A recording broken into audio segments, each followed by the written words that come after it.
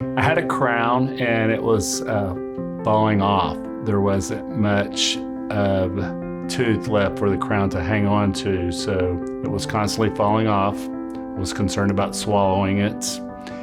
I was seeing my regular dentist and they said that you're going to need an implant and a crown so that your tooth will work sufficient. So they referred me over here, and I did have some reserves. And then when I finally made the phone call and came in, then it was, a great experience. Obviously, coming through the door and checking in with Cooper, she's awesome. You think you know her, and she maybe, she had a great personality. Greeted me, told me it would be a couple of minutes, asked me if I wanted something to drink. Sat down and went back, and after meeting Dr. Vickers, and then I went with Sarah to go over a little bit about the cost of the tooth or the internal financing. Each individual did their part, and I thought it was like picture perfect.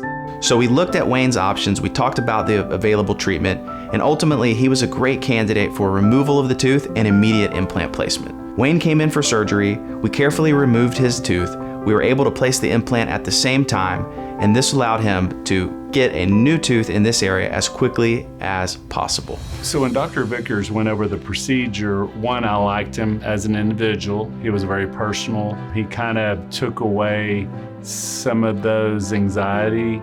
I felt very comfortable. He knew what he was talking about. They did the mapping of my mouth, and after spending some time with him, I was very comfortable. And he walked me through the time period of the extraction, the healing, and then coming back and having the testing to make sure it was ready for the crown. It was really a lot simpler than what I thought it was going to be. Wayne did great. He got his crown, he's able to eat the foods he wants to eat, he doesn't have to worry about other teeth shifting around, and he's super happy. I would say after meeting Dr. Vickers and being educated on the procedure of having an implant, if I ever needed one, I wouldn't hesitate to come back.